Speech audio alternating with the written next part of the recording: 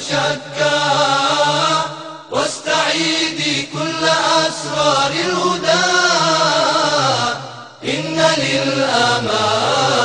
إن للآمال مفتاحا وفكا. أمة المليار ثوري في الرؤى قبل ما تبدين في الأعداء فكا. قد نرى البشرى تباهي في اللظى، فاترك اليأس لأن اليأس أنكى. أمة المليار دك الظلم دكا، والضعيف القلب أوهاما وشكا، واستعيدي كل أسرار الهدى.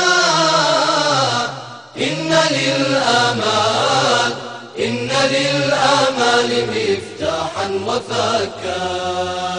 باركني فينا شجون الملتقى، واحملي غزة في النصر وعكا. أنت يا غزة من أنت هنا،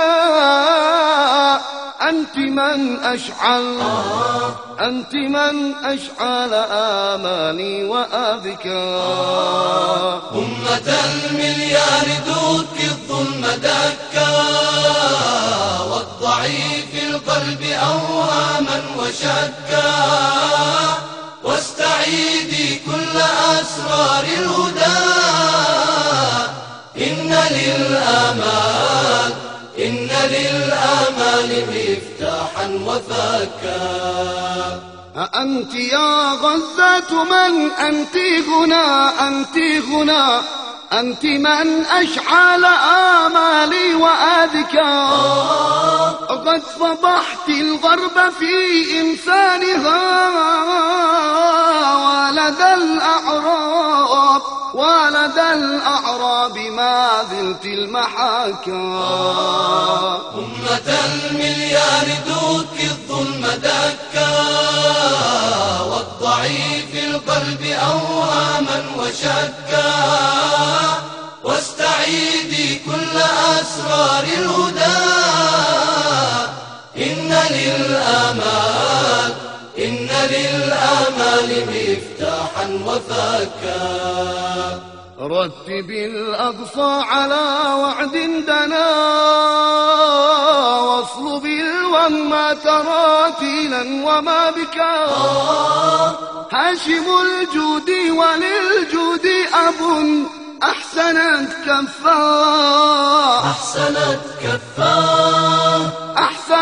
كفاه في معناك سبكا. أمة المليار دك الظلم دكا، والضعيف القلب أوهاما وشكا، واستعيدي كل أسرار الهدى. إن للآمال مفتاحا وفكا.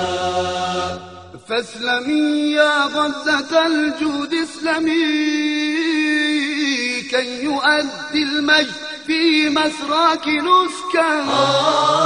فيك للآساد عزم في الوغاء، ولتدومي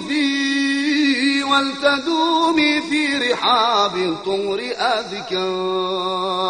أمة المليار دك الظلم دكا، والضعيف القلب أوهاما وشكا، واستعيدي كل أسرار الهدى.